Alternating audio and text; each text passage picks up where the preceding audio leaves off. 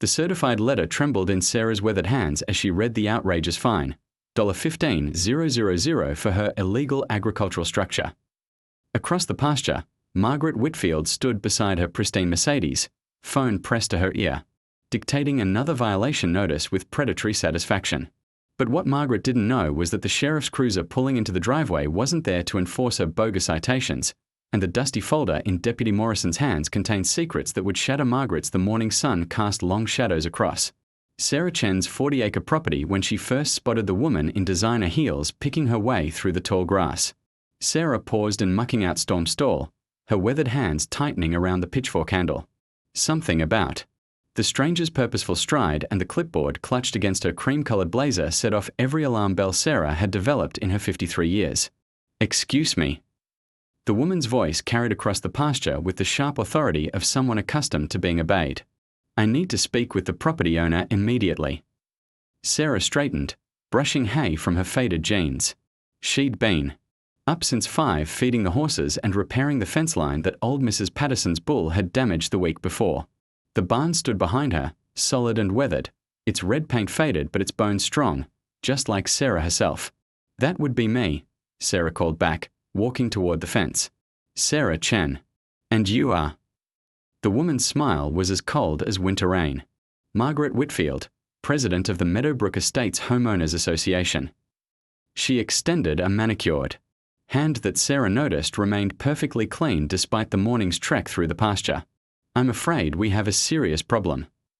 Sarah didn't take the offered hand. This is my property, and I'm not part of any HOA. Bought this land 15 years ago, free and clear."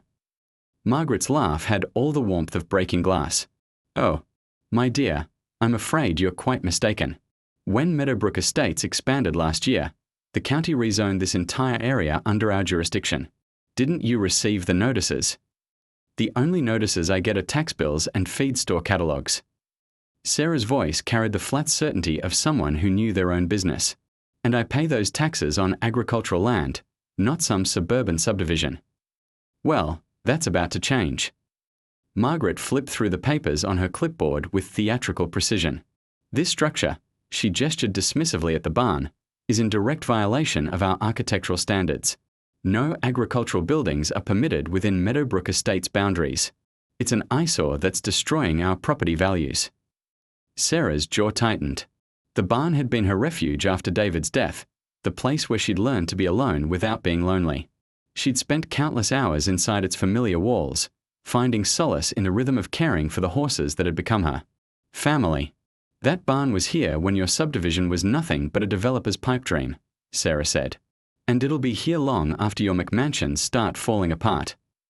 Margaret's eyes glittered with malicious pleasure. "Not if I have anything to say about it."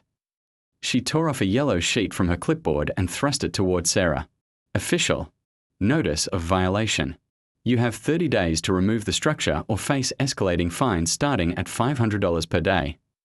Sarah stared at the paper without taking it. "You can't be serious." "Dead serious. And that's just the beginning." Margaret's voice dropped to a whisper that somehow carried more menace than her earlier shouting. "I've also documented several other violations. Improper fencing, unlicensed animal keeping, failure to maintain landscaping standards. The fines add up quickly, Sarah. Very quickly." The yellow paper fluttered in the morning breeze as Margaret held it out like a weapon. Sarah finally took it, her calloused fingers leaving smudges on the pristine document. The letterhead was imposing, Meadowbrook Estates HOA in bold letters above an address she didn't recognize. "This is harassment," Sarah said quietly. "This is property management." Margaret's smile widened. "I'm sure a reasonable person like yourself will see the wisdom in compliance. The barn comes down, you relocate your animals to a more appropriate location, and we can all move forward as neighbors." Sarah's horses nickered softly from their stalls, sensing her distress. Storm, her grandfather's old quarter horse, stuck his grizzled head over the stall door and whinnied.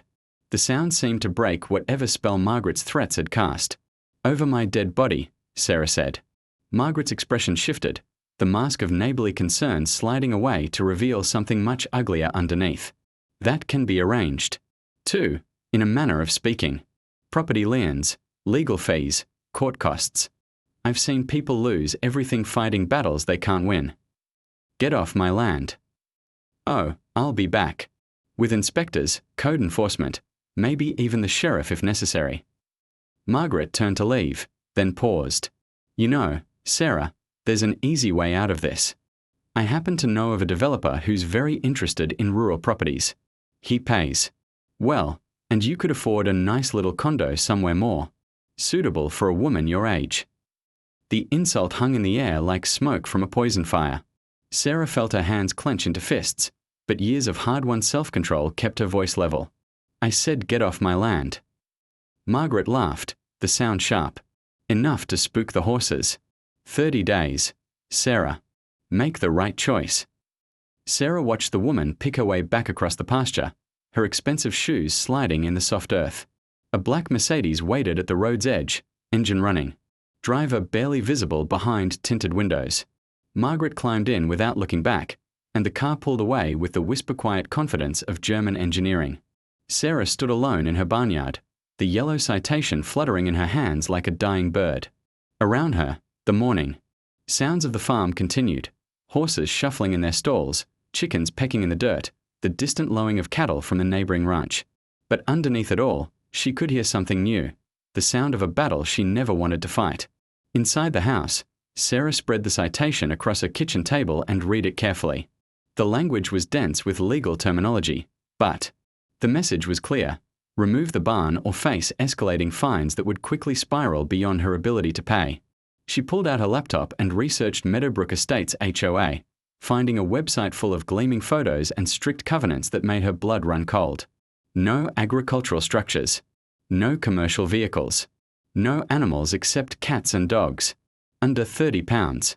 Mandatory architectural approval for any exterior modifications. The list went on, each restriction another nail in the coffin of the life she'd built. But something nagged at her as she read.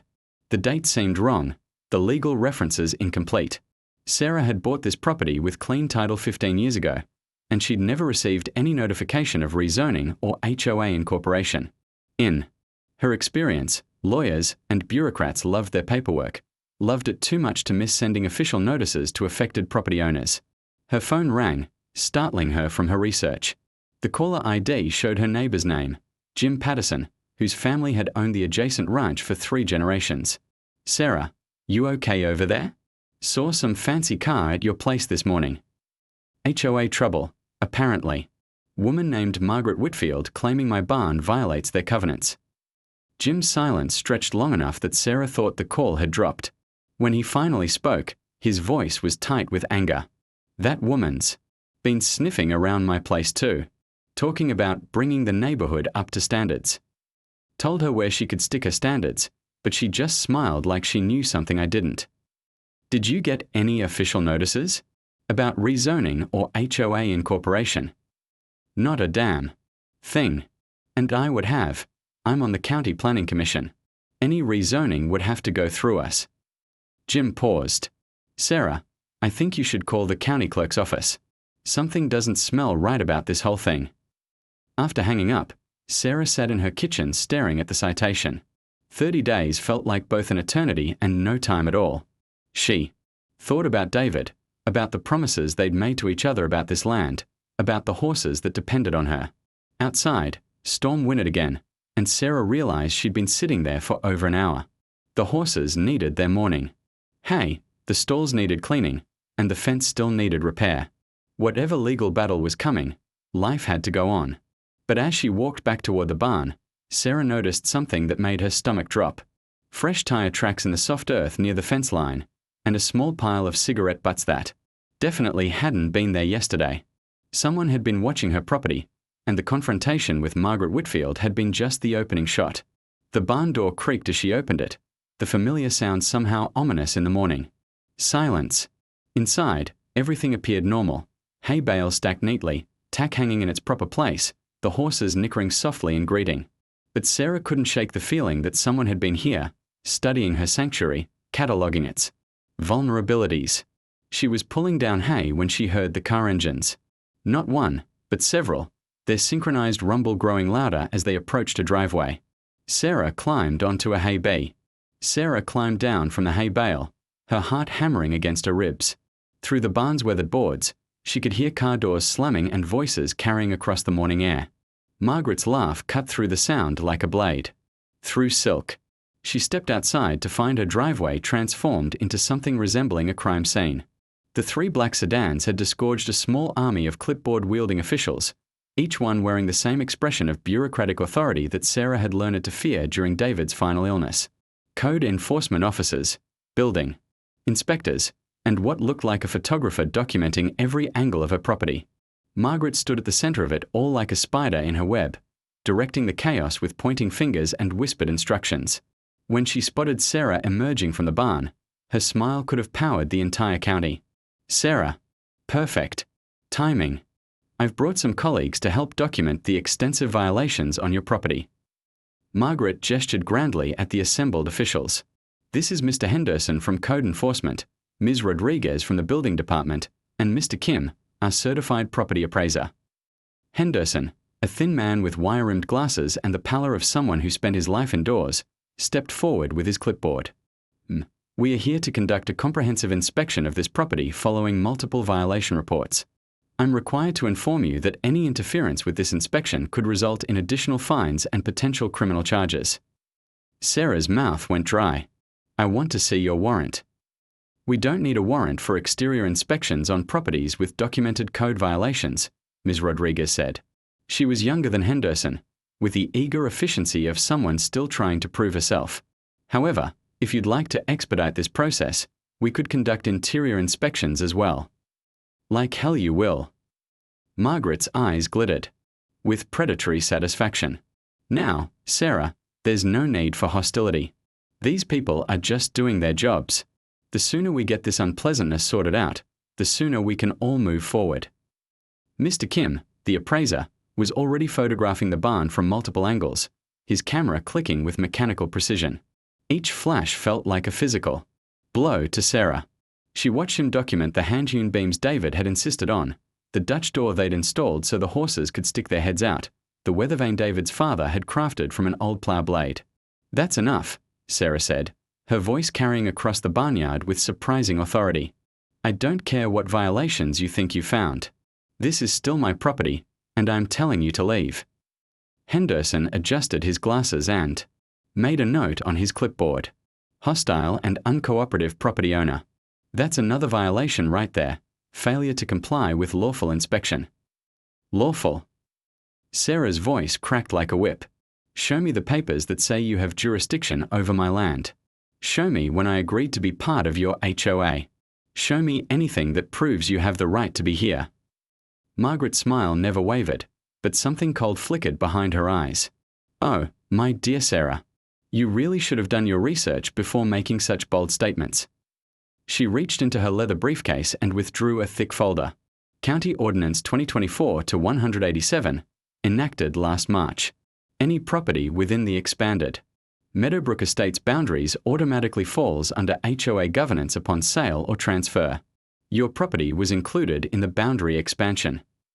I never sold or transferred anything. No, but your late husband's estate did. Margaret's voice dropped to a whisper that somehow carried more venom than shouting. When David Chen died, the property automatically transferred to you through probate.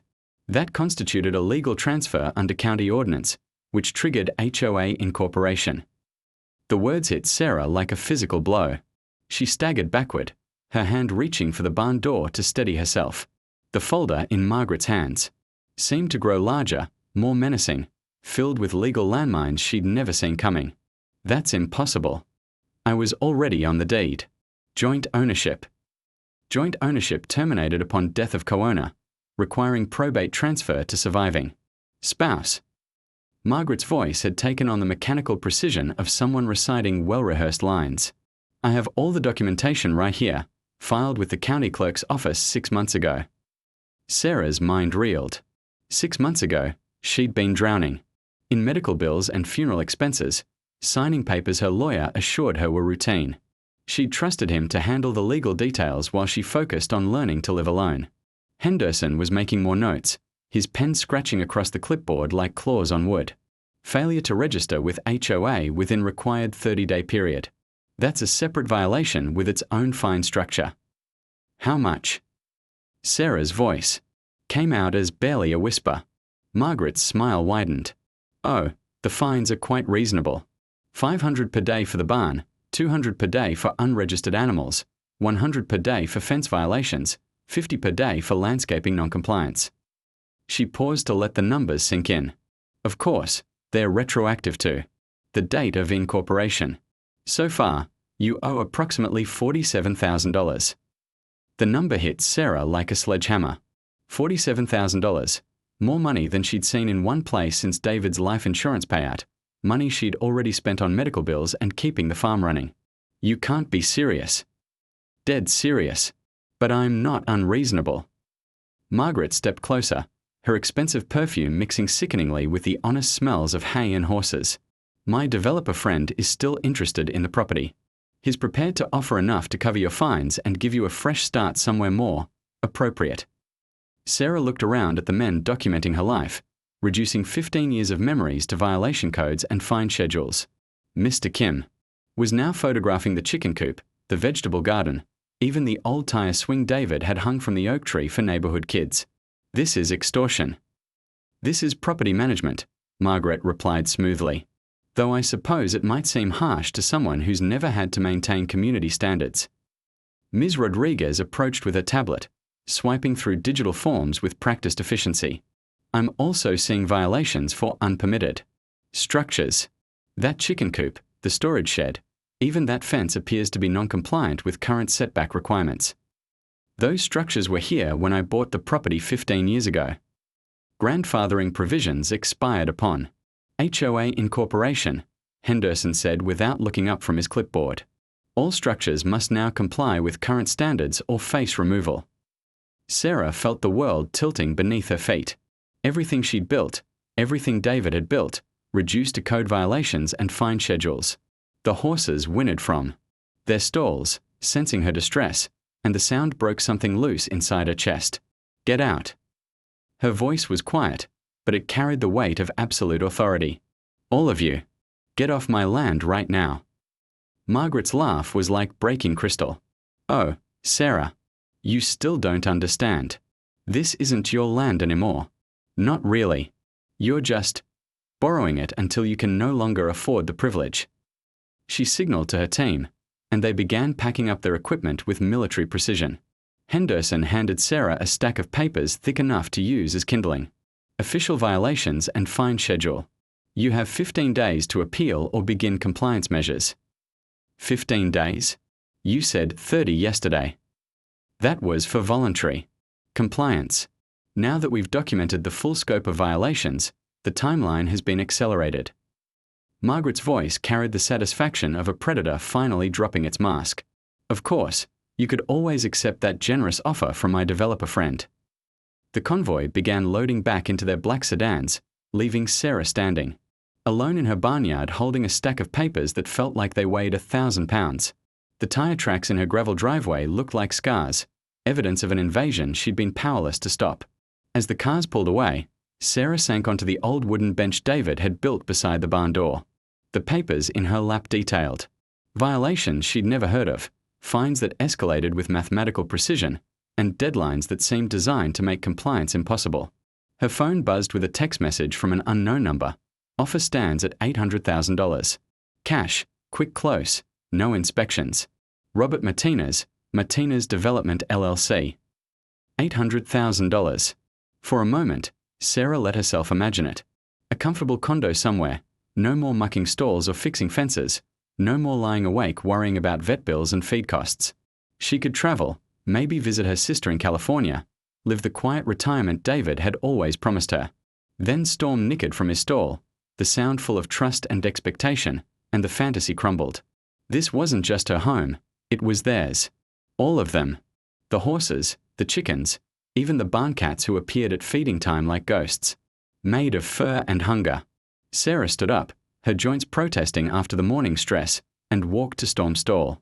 The old quarter horse nuzzled her shoulder, his breath warm against her neck. His previous owners had been ready to ship him to auction when Sarah found him, Too old and too gentle for their purposes. Now he was 26, ancient in horse years, content to spend his days in the sunshine. Deputy Morrison's words hung in the air like smoke from a fired gun. Sarah felt something shift inside her chest, a loosening of the vice that had been squeezing her heart since Margaret's first visit. If this was fraud, then everything, the impossible fines, the retroactive ordinances, the fake inspectors, could be challenged.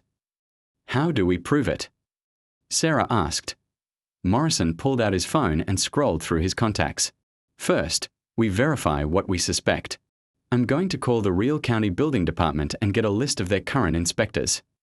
He paused, finger hovering over the screen. Mrs. Chen, I need to ask you something, and I want you to think carefully before you answer. Have you noticed anyone watching your property? Cars that don't belong, people taking pictures, anything like that?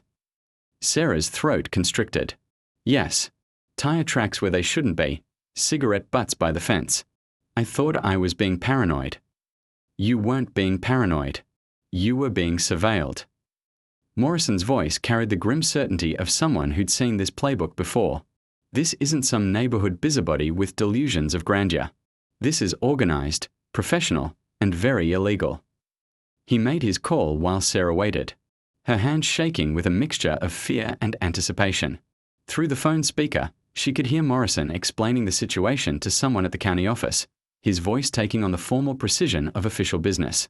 That's what I thought, Morrison said after hanging up. The county has never heard of Henderson, Rodriguez, or Kim. They also have no record of any code enforcement action on your property. He made another note in his book. Now for the big question. Let's see what the county clerk's office has to say about this alleged ordinance. This call took longer, with Morrison being transferred twice before reaching someone who could access the records he needed. Sarah watched his expression grow darker as he listened, occasionally interjecting with sharp questions that made her stomach clench. Mrs. Chen, Morrison said after ending the call, County Ordinance 2024-187 doesn't exist. Neither does the Meadowbrook Estates boundary expansion.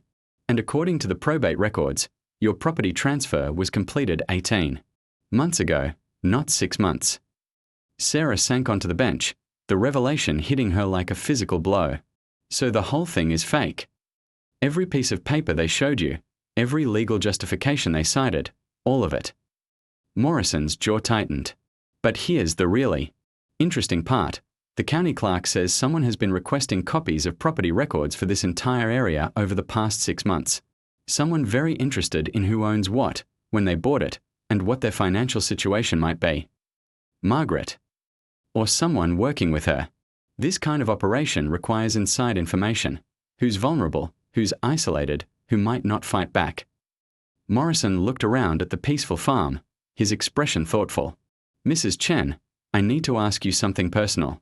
After your husband passed, did you have any financial difficulties? Medical bills, that sort of thing. Sarah's cheeks burned. With embarrassment. David's cancer, the treatments the insurance wouldn't cover. Yes, we had to take out a second mortgage. And that would be public record. The pieces clicked together in Sarah's mind with sickening clarity. Margaret hadn't chosen her randomly. She'd been selected, studied, targeted because she was a widow struggling with debt, someone desperate enough to consider selling but isolated enough that nobody would notice if she was forced out. How many others? Sarah asked quietly. Morrison flipped through his notebook. At least 4 that we know of. All widows or elderly couples, all with properties that would be attractive to developers, all facing these same impossible fines and pressure. To sell. His voice hardened. Mrs. Chen, I think you've stumbled into the middle of the most sophisticated real estate fraud I've ever seen. Sarah's phone buzzed with another text from the unknown number. Price drops daily. Today's offer, $750,000. Tomorrow, $700,000. Tick-tock. Martinez, she showed the message to Morrison, who photographed it with his phone. Perfect. They're getting desperate, making mistakes. He looked up from his screen. Mrs. Chen, I need you to do something for me, and it's going to require nerves of steel. What? I want you to call this Martinez character. Tell him you're ready to talk, but you want to meet in person to discuss terms. Set it up for tonight if possible. Sarah's blood turned to ice water. Deputy, I can't. You won't be alone. And we'll have everything recorded. Morrison's voice carried absolute confidence. It's time to turn the tables on these people. They've been hunting you for months, studying your weaknesses, planning your destruction. Now it's our turn to do the hunting. The rest of the afternoon passed in a blur of preparation. Morrison called in favors, arranging for backup surveillance and recording equipment. Sarah's neighbor Jim Patterson arrived with 2 other ranchers who'd received similar harassment from Margaret's fake HOA, Tom Bradley, whose wife had died the previous winter, and Elena Vasquez, whose husband was in the early stages of dementia. They came after me first, Elena said, her voice shaking with suppressed rage. Said my horse pasture was an agricultural nuisance that violated community standards. Wanted me to remove all the animals and convert the land to appropriate residential landscaping. Tom Bradley's jaw worked like he was chewing nails. Same story here. Except they wanted me to tear down the workshop where I restore antique tractors. Said it was a commercial operation in a residential zone. 40 years I've been working on those machines, and suddenly it's illegal. Morrison listened to each story, taking notes and photographs of the fraudulent citations. The pattern was always the same: impossible fines, fake legal justifications, and a conveniently timed offer from Matina's development that would solve all their problems. They're not just stealing land, Morrison said grimly. They're stealing lives. Everything these people built, every memory these properties hold, all of it reduced to a profit margin. As evening approached, Sarah found herself standing in her kitchen, staring at the phone number on the business card Martinez had somehow acquired. Her hand shook as she dialed, and she had to clear her throat twice before she could speak when he answered. Mr. Martinez? This is Sarah Chen. I think we need to talk. His voice was smooth as aged whiskey, with just the right note of sympathetic concern. Mrs. Chen, I'm so glad you called. I know this has been a difficult time for you, with all these HOA complications. I want you to know that my offer comes with no strings attached. We can close as early as tomorrow if you're ready. I need to understand the terms. Can we meet tonight? A pause, then, of course. Would 9 o'clock work? There's a diner on Highway 12, Miguel's. Do you know it? Sarah knew it well. It was a small, family-owned place where she and David used to go for breakfast on Sunday mornings, far enough from town to ensure privacy but public enough to feel safe. The irony of meeting her potential destroyer in a place filled with happy memories wasn't lost on her. I'll be there. Excellent. Mrs. Chen, you're making the right choice. Sometimes we have to let go of the past to embrace the future. After hanging up, Sarah sat in her kitchen as darkness fell outside. The house felt different somehow, charged with the electricity of approaching confrontation. Through the window, she could see Deputy Morrison's surveillance van parked behind Jim Patterson's barn, its occupants invisible but reassuring to T830. Sarah drove to Miguel's diner, her hand steady on the wheel despite the storm raging in her chest. The parking lot was nearly empty except for Martinez's black BMW and the pickup trucks of a few locals having late dinner. Through the diner's windows, she could see a man in an expensive suit sitting alone in a corner booth, checking his watch with the impatience of someone accustomed to being obeyed. Robert Martinez was younger than she'd expected, maybe 45. With the kind of practiced charm that came from years of convincing people to do things against their better judgment. His smile was perfect, his handshake firm but not aggressive, his voice pitched to convey trustworthiness and understanding. Mrs. Chen, thank you so much for coming. I know how difficult this must be for you. He gestured to the booth across from him. Please, sit. Can I buy you coffee? Dinner? Just coffee. Sarah's voice sounded steadier than she felt. The wire Morrison had taped to her ribs felt like it was burning through her shirt, but Martinez showed no sign of suspicion. I want you to know, Martinez said as the waitress poured coffee, that I understand what that property means to you. The memories, the emotional attachment, I respect that. But sometimes holding on to the past prevents us from building a better future. Sarah wrapped her hands around the coffee mug, using its warmth to steady herself. The fines are mounting up pretty fast. I'm not sure I have much choice. Martinez's eyes lit up with the satisfied gleam of a predator scenting wounded prey. The HOA situation is unfortunate, but not uncommon when rural properties get absorbed into planned communities. The transition can be challenging for long time. Residents. $47,000 challenging. And growing daily. I understand. That's why I'm prepared to make you an offer that covers not just the current fines, but any future assessments that might arise. Martinez pulled out a leather portfolio and extracted a sheaf of papers. $750,000, cash, WI. The color drained from Martinez's face as the sheriff's cruisers surrounded the diner, their flashing lights turning the quiet parking lot into a carnival of justice. Sarah watched him process the implications, the wire she was wearing, they recorded conversation, the fact that his carefully constructed fraud was collapsing around him like a house of cards. "You stupid woman," Martinez hissed, his polished veneer finally cracking to reveal the vicious predator beneath. "You have no idea what you've done. The people I work with don't take kindly to interference." "Is that a threat, Mr. Martinez?" Sarah's voice carried a strength she hadn't known she possessed. "Because Deputy Morrison and his recording equipment would be very interested to hear about these people you work with." Martinez's hand moved toward his jacket pocket, but the diner's door chimed and Deputy Morrison walked in, followed by 2 other officers. The deputy's casual stride and easy smile belied the tension crackling through the air like electricity before a storm. "Evening, folks. Mind if we join you?" Morrison slid into the booth beside Sarah without waiting for an answer. "Mr. Martinez, I presume." "I'm Deputy Morrison, County Sheriff's Office. We've been having quite a conversation about you and your business associates." Martinez straightened his tie with hands that shook slightly. "I don't know what this woman has told you, but I'm simply a legitimate businessman making a fair offer for her property." "Oh, I'm sure you are." Morrison's smile was all teeth. Just like Henderson, Rodriguez, and Kim were legitimate county inspectors. Just like Margaret Whitfield is a legitimate HOA president. Just like that $47,000 fine was legitimate. The blood vessel in Martinez's temple began to throb visibly.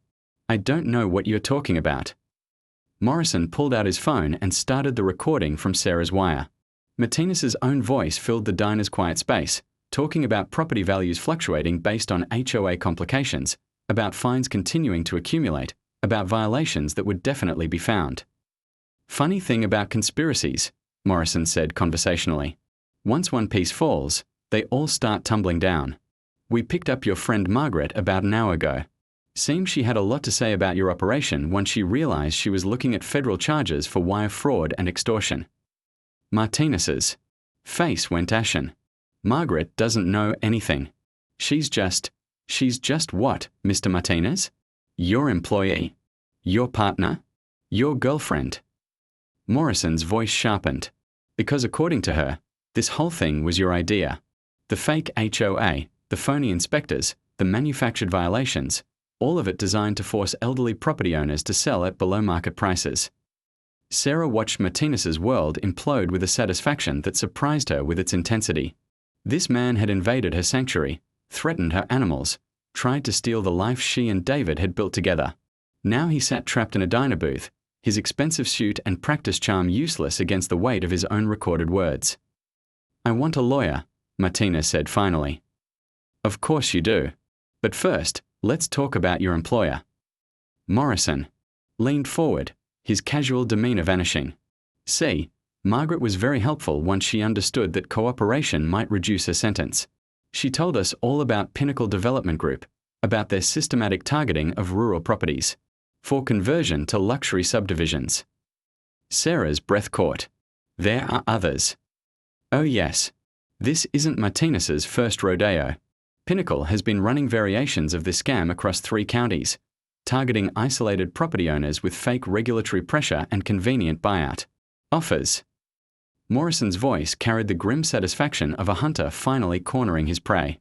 Elderly farmers who've worked the same land for 50 years, suddenly told their operations violate new environmental regulations.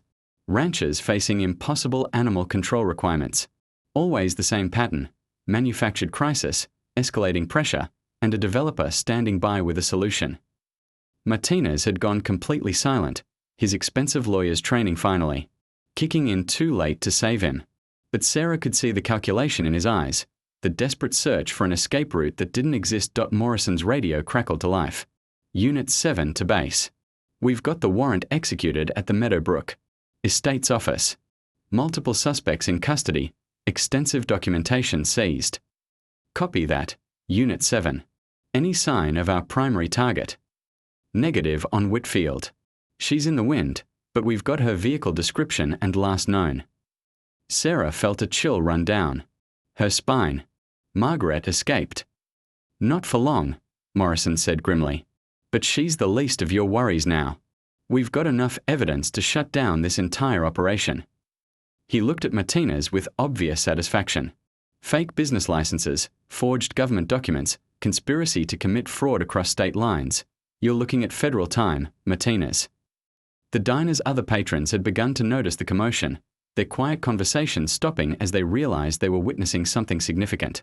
The elderly waitress who'd been refilling coffee cups stood frozen behind the counter, her eyes wide with the kind of shock that came from seeing drama unfold in a place where the most exciting event was usually someone ordering pie with ice. Cream. Sarah's phone rang, the sound sharp in the tense atmosphere. The caller ID showed Jim Patterson's number, and she answered it on speaker at Morrison's nod. Sarah, thank God. Are you all right? There are cop cars everywhere, and someone said they arrested people at that fake HOA office. I'm fine, Jim. Better than fine. It's over. The whole thing was fraud? All of it. Morrison leaned toward the phone. Mr. Patterson, this is Deputy Morrison. The entire Meadowbrook Estates operation was fake.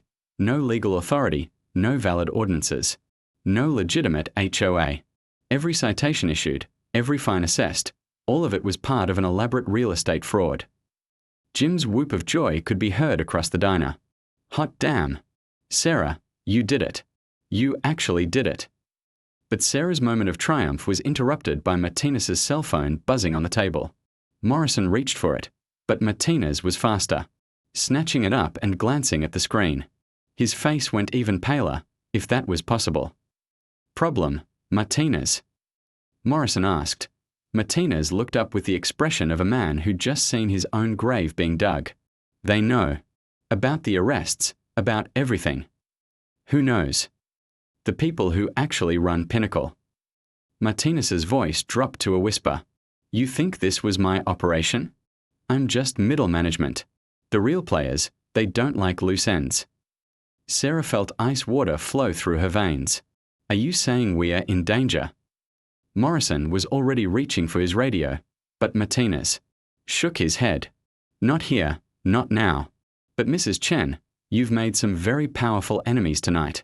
People who've invested millions in land acquisition schemes across multiple states. They're not going to just write this off as a business loss. Then we'd better make sure we get all of them, Morrison said grimly. He keyed his radio. All units, this is Morrison. I need immediate protective details for Sarah Chen, Jim Patterson, Tom Bradley, and Elena Vasquez. Consider them potential targets of retaliation. Sarah's triumph curdled into fear. She'd thought exposing the fraud would end her nightmare, but apparently she'd only opened the door to a larger one. Deputy, I need to get back to my animals. If these people are as dangerous as he says, they are. Martinez's voice carried absolute certainty. Margaret was just the face of the operation. The real power behind Pinnacle, they don't show themselves until something goes very wrong. He looked at Sarah with something that might have been respect. Lady, you just cost them about $50 million in projected profits. They're not going to forget that. Morrison stood up, his hand resting on his service weapon. Mr. Martinez, you're under arrest for conspiracy to commit fraud, extortion, and about a dozen other charges we'll sort out later. He began reading the Miranda rights as another officer approached with handcuffs. As Martinez was led away, he called back over his shoulder. Mrs. Chen, whatever you do, don't go home alone tonight. They know where you live, and they know you're the one who brought everything down. Sarah sat in the suddenly quiet diner, her coffee growing cold as the reality of her situation sank in. She'd won the battle against the fake HOA, exposed the fraud, saved her property. But in doing so, she'd apparently declared war on people with resources and ruthlessness far beyond anything Margaret Whitfield had displayed. Morrison slid back into the booth across from her. Mrs. Chen, I'm not going to lie to you. What Martinez said about powerful enemies, that's probably true. But here's what's also true. You've given us the break we needed to bring down an organization that's been operating with impunity for years. At what cost? My safety. My animals. Your courage just saved dozens of other property owners from losing everything they've worked for. And we are going to make sure you stay safe while we roll up the rest of this network. Morrison's voice carried absolute conviction. You're not alone in this fight anymore, Sarah. The full weight of law enforcement is behind you now. Sarah's phone buzzed with a text from an unknown number. Congratulations on your victory. Enjoy it while you can. A friend Morrison photographed the message and immediately began making calls, his voice sharp with urgency as he coordinated security measures. Through the diner's windows, Sarah could see more patrol cars arriving, their occupants tacky.